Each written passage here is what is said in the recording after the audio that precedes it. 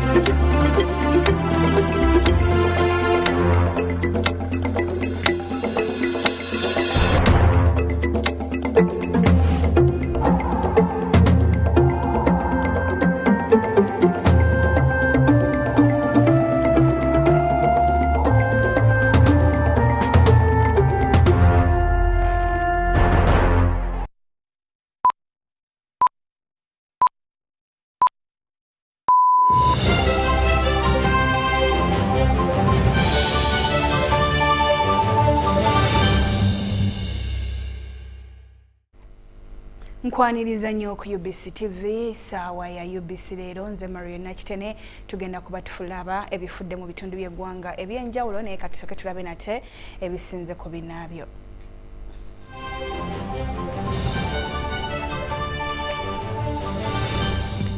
Omuwendo gw'abakwatibwa COVID-19 gukendedde naye teweeyibaala.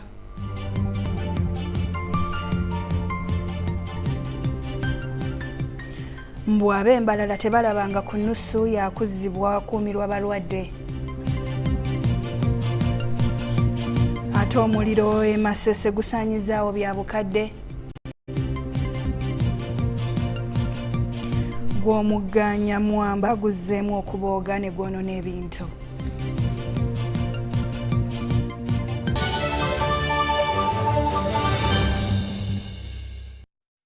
UBC LEERO tutandika tegeeza munno atanatega nti tutandise twegatteko omuwendo gw'abantu abakwatibwa COVID-19 mu ggwanga batandise okukendeera mpolampola we twogerera nga abalwadde abali mu malwaliro abamanyiddwa bali 853 era nga basangibwamu COVID-19 kati ku 10 abakeberebwa 8 bokka be basangibwamu COVID-19. Omuwendo guno gusse bw'ogeraageranya n'embeera eggwanga gye lyalimu ku ntandikwa y'omwezi guno ogw'omukaaga nga y'ensonga lwaki gavumenti yavaayo n'erangirira omuggalo. Semwogerere Francis ng'atunda bimuli ku Kampala Road mu Kampala omulimu agumazeemu emyaka nga 10. Ono agamba nti tatundangako bimuli mu bungi nga mu kiseera kino ng'abantu bagenda okuziika abantu baabwe naddala okwolekera omuggalo se ne mu muggalo mu kiseera ekyasooka. Banga previously bwe twagendera mu lockdown nga tukola nnyo sales eza wreath okusinga era bw'oba wayitako ku street eno ku Bombo Road wano n'ewalala gye batunda ebimuli be tuli mu business emu ndi sure wakiraba nti emmotoka za funeral service almost zaabeeranga wano every now and then nga kizibu okumala eddakiika 3 nga tewali mmotoka ezeya funeral service ate seemu. Obwetaavu obwaliwo bwaleetera n'abantu abalala okuyingira omulimu guno nabo basobola okufunamu anti n'emirimu egimu gyali gyesibye. Wabula kati agamba nti obwetaavu bukendedde ekitegeeza nti n'abantu abafa osanga bakendedde. Naye kaakati okuva ndowooza tujja kugamba nti impact ya lockdown ne measures endala SOPs okuba nti tetukuŋŋaana tetubeera bangi tetukola tutya biyinza okuba nga bye bireetedde infection rate okukka consequently n'abafa ne babeera batono. Kino kikakasiddwa minisita w'ebyobulamu Dr. Jane Ruth Cheng. Wabula Cheng alabudde bannansi ku kwekkiriranya nti osanga obulwadde buweddemu. Ugandans have been very resilient and very, very proactive towards observing the standard operating procedures. And because of that, we are now beginning to see a gentle downward trend in the current upsurge during this second wave. However, I want to caution Ugandans not to get excited about this gentle downward trend and forget that COVID-19 is still with us and that there is a possibility of getting a new variant into the country because travel is not prohibited. Achenga yongerako nti kati bayiya ngeri za kugulamu mirimu nga n'okugema bwe kugenda mu maaso kubanga kikulu ate n'abantu okudda ku mirimu gyabwe. Bwe tudda ewa Ssemwogerere ku dduuka ly'ebimuli bateekateeka kimuli kino kukiweereza ku lumbe era nga n'ab'eŋŋanda ku mikwano ababadde tebasobola kutuuka mu kuziika olw'ensonga emu oba endala nga batumya ebimuli ne babiweereza okulaga omukwano n'okusaasirwa.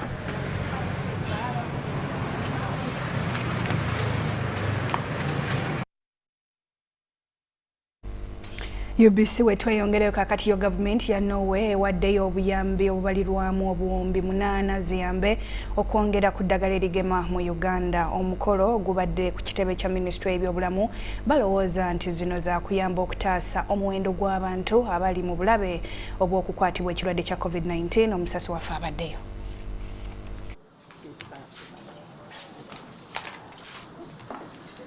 Gavumenti ya Norway tadde omukono ku ndagaano n'ebyekitongole ky'ensi yonna eky'ebyobulamu ki World Health Organization okuyamba okwongera ku bantu abagemwa naddala abali ennyo mu bulabe bw'okusigibwa ekirwadde kya COVID-19. Has given 80 billion Ugandan shillings, which comes to about 20 million Norwegian krona, or over $2.4 million.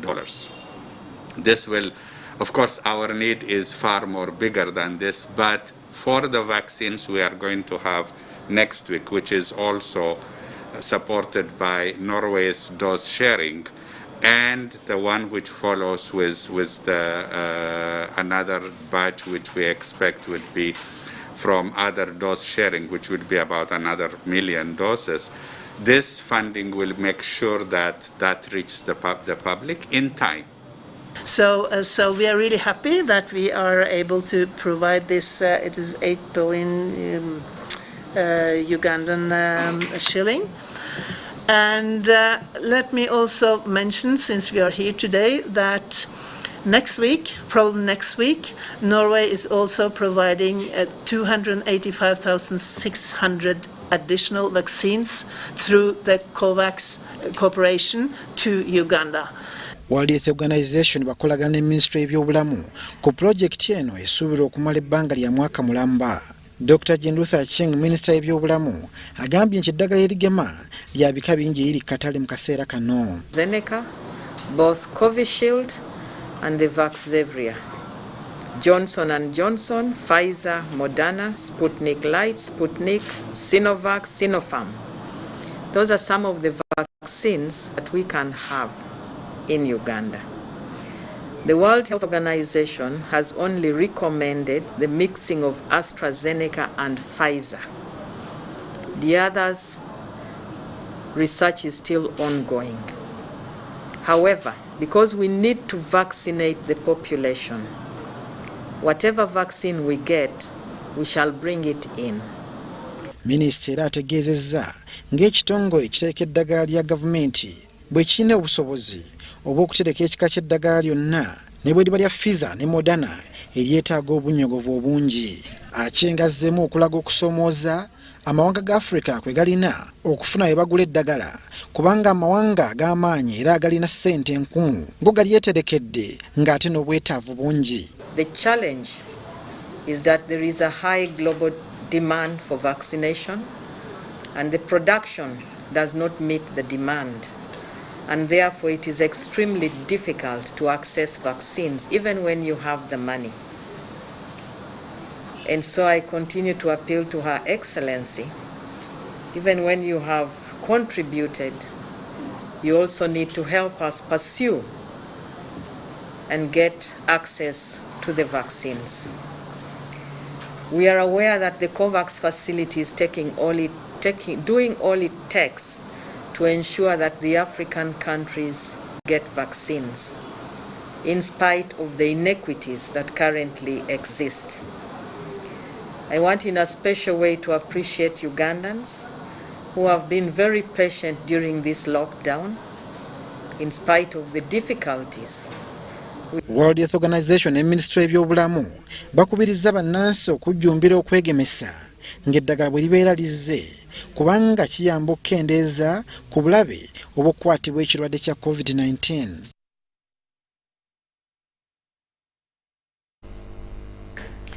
UBC LEERO kakati eddwaliro ly'Entebbe Regional Referral Hospital erikola omulimu gw'okujjanjaba abalwadde ba COVID-19 lutubidde n'omulambo okumala ebbanga kubanga ab'enganda z'omugenzi tebamanyikiddwa. Abaddukanya eddwaliro lino bategeezezza nti omugenzi ye Nakanjako Monica nga yajja okufuna obujjanjabi ku ddwaliro nga talina amujjanjaba ye n'afa ng'ennaku z'omwezi 23 omwezi ogw'omukaaga omwaka guno n'okutuusa leero teri yadde wanganda gwe baali balabye.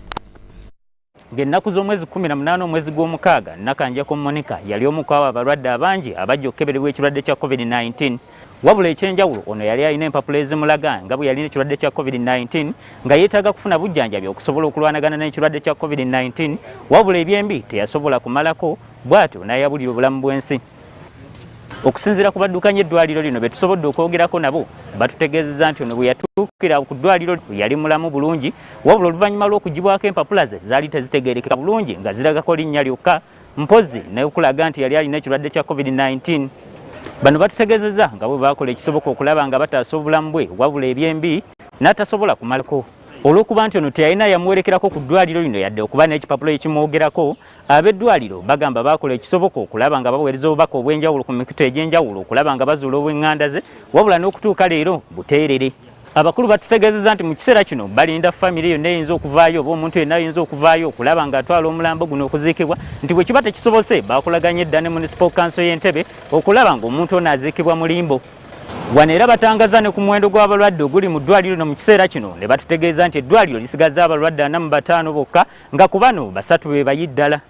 Nze Sula Kagugube wano Entebbe. Kale amanyi omuntu yenna Nakanjako agende mu ddwaliro eyo Entebbe olaba oba omuntu oyo omumanyi ebyo nga tubitadde wabbali omuliro gwokezza bya bukadde ku mwalo e Masese mu district y'e Jinja mu kiro ekikeseza leero amaka gasukka 40 gasaanyiziddwa omuliro guno. Poliisi e Jinja etandise okunoonyereza ekiviiriddeko okubanga kyavuddeko omuliro guno. Omuliro gugambibwa okubanga gwatandise ku ssaawa ng'emu n'ekitundu ey'akawungeezi. Omusasi waffe gyali e Jinja era kaabitowe. Omuliro gutta ebizimbe n'amaka mu kitundu ky'e Masese Jinja era okukakkana ng'ebintu bya bukadde bisaanyiziddwawo. Okusinziira ku badduukirize, omuliro guno gwabadde mungi nnyo era nga yadde abatuuze bagezezaako okutaasa emmaali yaabwe abamu tebasobodde. Poliisi ezikiriza omuliro yatuuse mu bwangu mu kitundu naye olw'okubanga amayumba gali kumukumu yasanze mangi saanyeewo abamu bagufudde mugano nga bagezaako okunyakulula ebintu.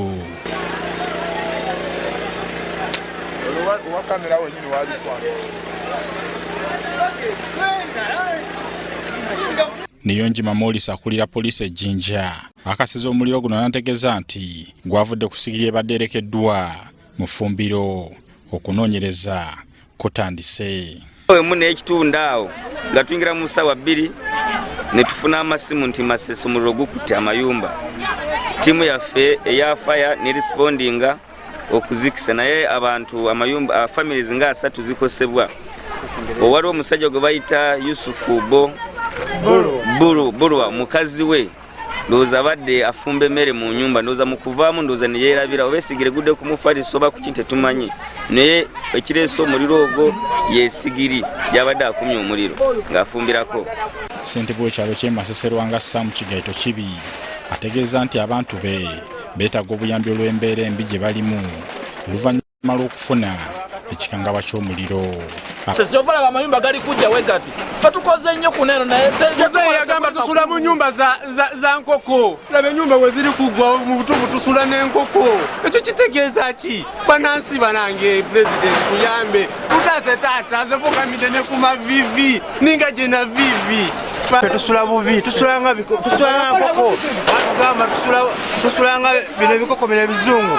batwawo ebyokulya mutuyambe gavumenti mutuyambe Masese bantu bonaabona kimala bababawo obululu babababeererawo naye buli kimu kikomawa tukoye tumalako emirembe twafunako ziri ludawa zakoma mutwatwakwada 10 tubonaabona nga tewali nze ni mukazi mulekwa ni mukazi namwandu batusuubiza sente sifunako yadde ne kameseji nti nazifuna baganda baffe bagidwawo namayumba babogoye sente bagenda zijja masa tuli bubi nnyo twagala okuzimba ennyumba eza buloka naye kanso yatugaana mutuli ku mwalo abatuuze beemulugunyiza olwa gavumenti okubalekerera mu mbeera y'obuteyinza mu kiseera nga kino amayumba agasinza okukosebwa ng'ego agatali ga buwangazi nga gasinga gazimbibwa mbaawo mpozi n'amabaati. Tuli bulungi ne Masese leero simu wano mu kugaba obuyambi ffe tebaatuwa tebalina kantu konna ke baatuwa ffe baatusuulira ebinyumba byetusulamu ebivundu naye era ne batuuma obuyambi abantu abalala babawa obuyambi naye ffe twaviiramu awo ffe babatawa mmere batufuula ki gavumenti erondamu abantu abalungi abali obulungi be bafuna emmere abali obulungi be bafuna engoye abali obulungi be bafuna ebyetaago naye ffe twabaaki.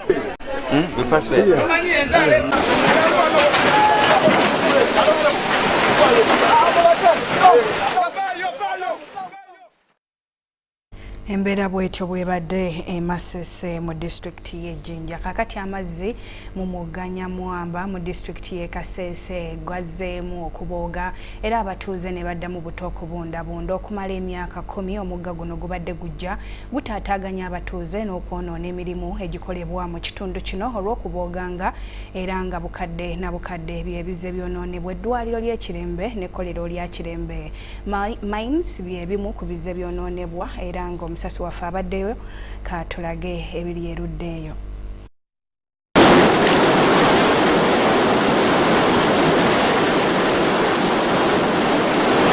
Abatuuze munisipali y'e Kasese bakeredde mu kyekango ng'omugga Nyamwamba gwazzeemu okubooga era nga bamu batandise dda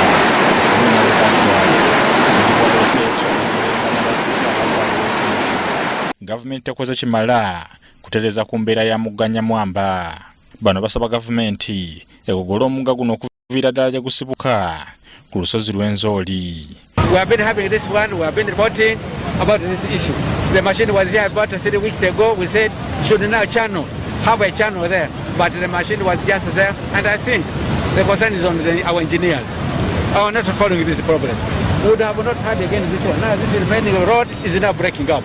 Estimates of the damage caused by the flooding of the river Nyamwamba. The damages are so many, very, very, very many. The first one you can see, Kirembe Mines. It has lost almost 60% of its property. You can see the tailings that are used to produce cobalt. They are all gone. You can see the road. The road is no longer there. So many buildings, lives of people, schools, all those are damages. And people have lost property. Project nyingi okuli n'ebbibiro ly'amasannyalaze erya Nyamwamba Hydropower ery'omutendera ogwokubiri byonna byonooneddwa nga kw'otadde amayumba agazimbibwa okumpi n'omugga. Omu ku bakulira projekiti eno agamba nti balina enteekateeka endala ey'okuddamu okukola oluvannyuma lw'enkuba ng'ewedde okutonnya. Working on both projects upstream. Number 2 is under construction, and number 1 is running plant. Both are very safe, but we are having some damages. Yes. Town clerk wa municipal y'e Kasese agamba nti guno omulimu tebagusobola nga bo nga bagala gavumenti esitukiremu.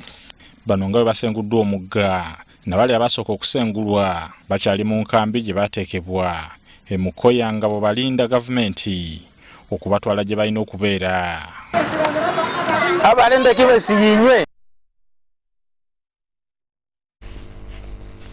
Ebyo nga tubitadde wabbali kakati ab'ekitongole kya Operation Wealth Creation batangaziza ku by'okugula emmere yagabwa mu muggalo ogwasooka bye bagamba nti baagula emmere ya buwumbi 81 wabula amawulire agakafuluma nga gooleka nga bwe baagula emmere eya ssente ezo wabula ye Sylvia Damalio Wall omu ku bakulira ekitongole kino agamba nti emmere gye baagaba yali ya buwumbi 18 so si 81.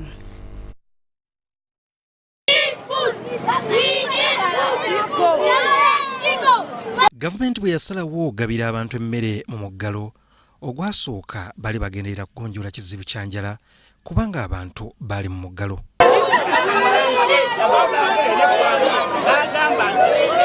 Olw'okubanga abantu bali mu muggalo baali tebeesobola kwe kutaasaako ebintu ebisinga obungi naddala emmere kubanga kye kyetaago ekyali kisinga mu kiseera ekyo.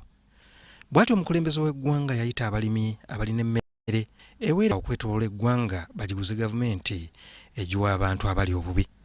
Eno y'engeri Operation Wealth Creation gye yayingiramu ku ky'okuguza gavumenti emmere. Fenga operation ne tugamba bwatuwa eyo task force twawulira muzeeyi ng'agamba ayagala procuring ebintu ebisinga mu bafaama.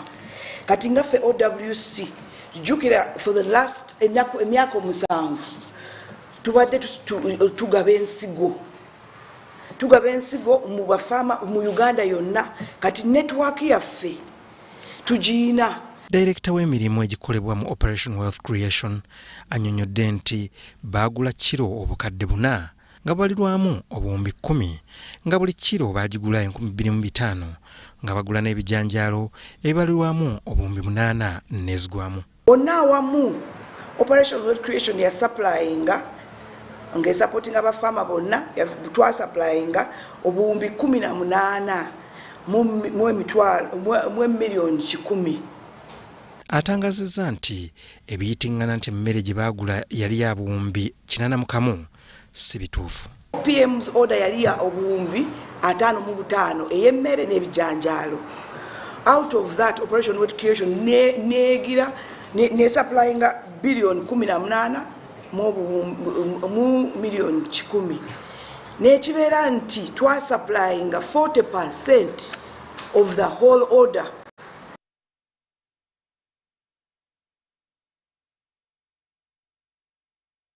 Otukola bulungi okutwekomerako wano ku UBC TV mpumulamu nkomawo n'ekitundu ekyokubiri oluvannyuma lw'obubaka buno toseguka.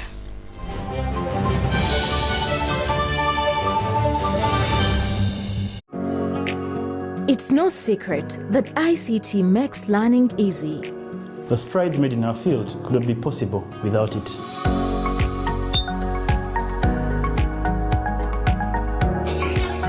And now we can watch our favorite shows. My radio is my best friend.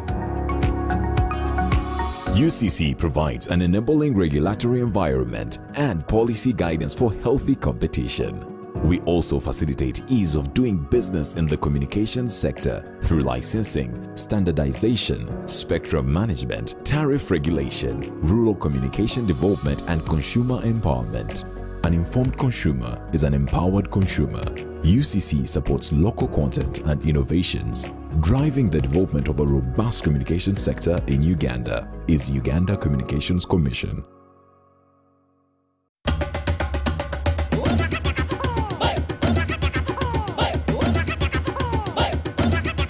Experience 100% 4G speeds across Uganda with the Airtel 4G Pocket Wi-Fi available at 123,000 shillings only. It comes with a backup battery and 15 GB free for 1 month. Visit the nearest Airtel shop, device selling shop, or Airtel online shop. www.airtel.co.ug/broadband-discover. Airtel, the smartphone network.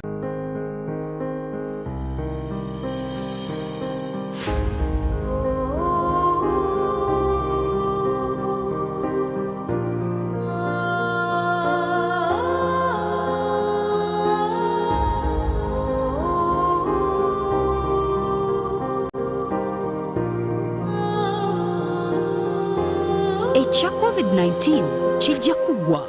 If we get vaccinated now, observe social distancing, wear a mask properly, sanitize or wash our hands with soap and water regularly. Together we can defeat this enemy.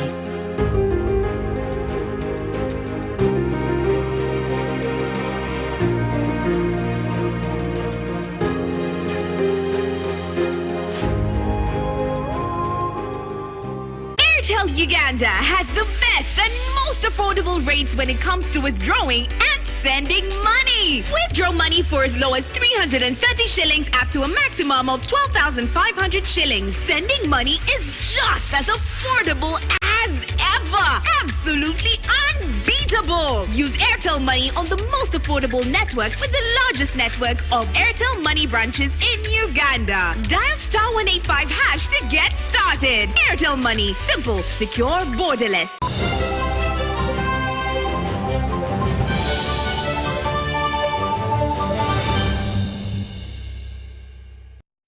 UBC LEERO tukyagenda mu maaso kitundu kya kubiri era kankitandike ne Parliament esimye emirimu amatendo egyakolebwa yali omukubiriza wa Parliament Rebecca Alitwala Kadaga ekirabo ekyomuwendo ekibadde mu kifaananyi ky'engabo kimuweereddwa kiraka wa Parliament Jane Kibirige ng'akabonerako kumusiima olw'okubakulembera obukulembera Parliament okumala emyaka 10. Kadaga kati yasaba minisita ow'okubiri era minisita avunanyizibwa ku nsonga z'amawanga g'obuvanjuba bwa Africa.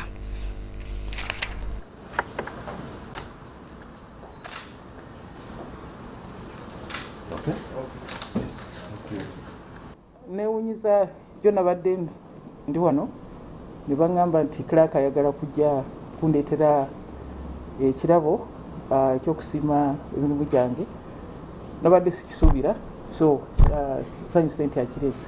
The award that we've just presented to the Right Honourable Kadaga is a sign of appreciation as Parliament for her work and for steering Parliament for all those years.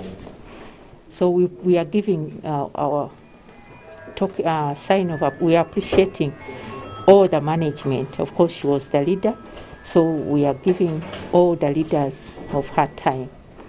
So we are going to give to the Prime Minister, we are giving to the Government Chief Whip, we've given to the LOPs, and also we'll give to the commissioners. Bwetweyongera ate ekitongole ekivunaanyizibwa ku kusolooza omusolo mu ggwanga kifiiriziddwa obuse obusukka mu bubiri okuva ku ezo ze baali basuubira mu mwaka gw'ebyensimbi 2021.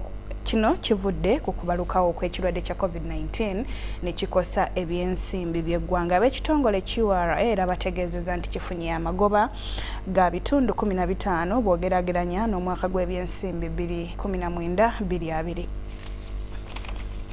Mwaka gw'ensimbi 2021 tegwatuuka ku kipimo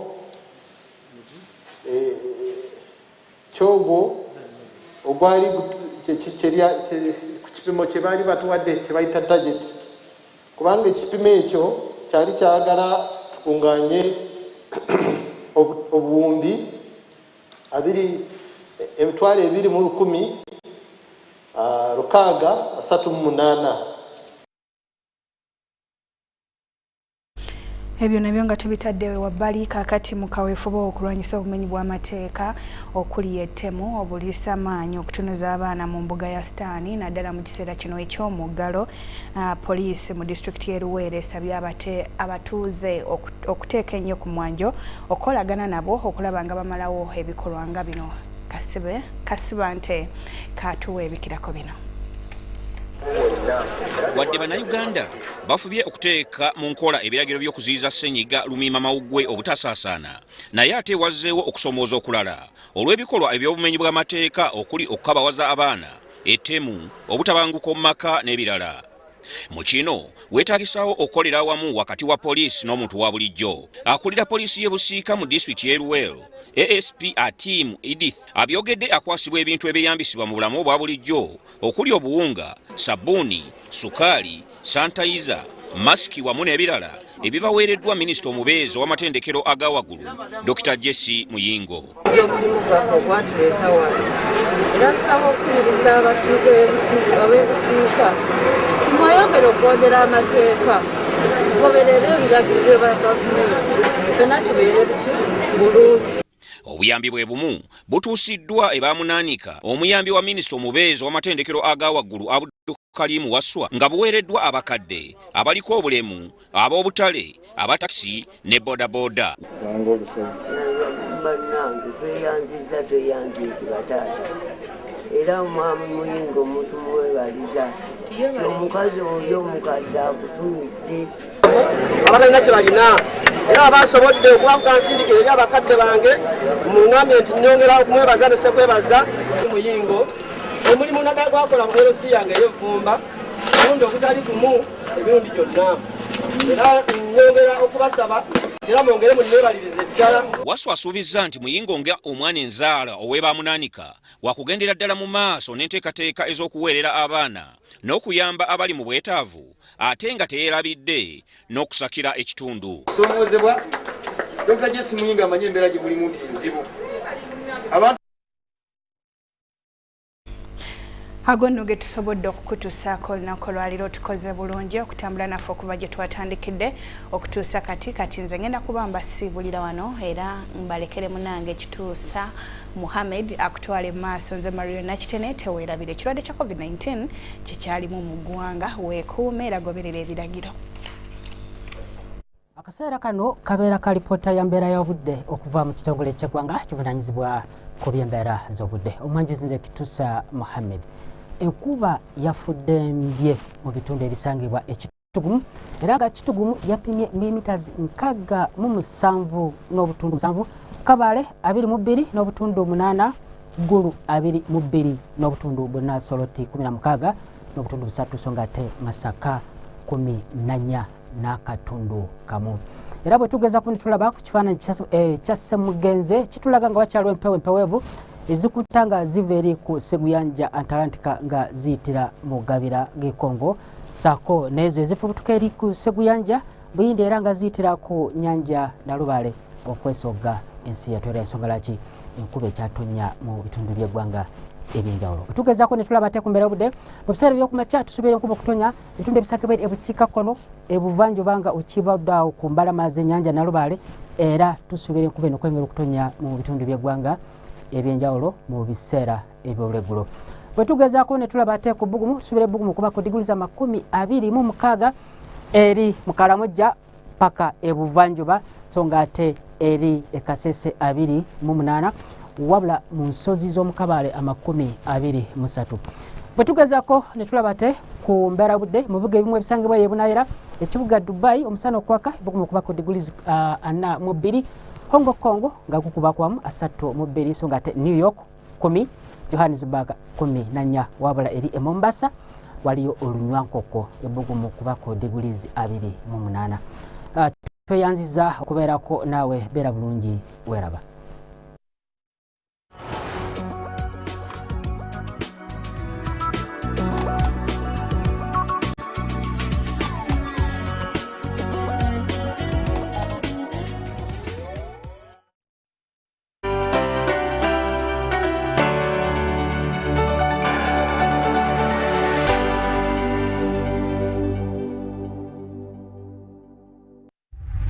In efforts to improve quality assurance and Uganda's competitiveness as a tourist destination, Uganda Tourism Board is set to undertake a nationwide grading and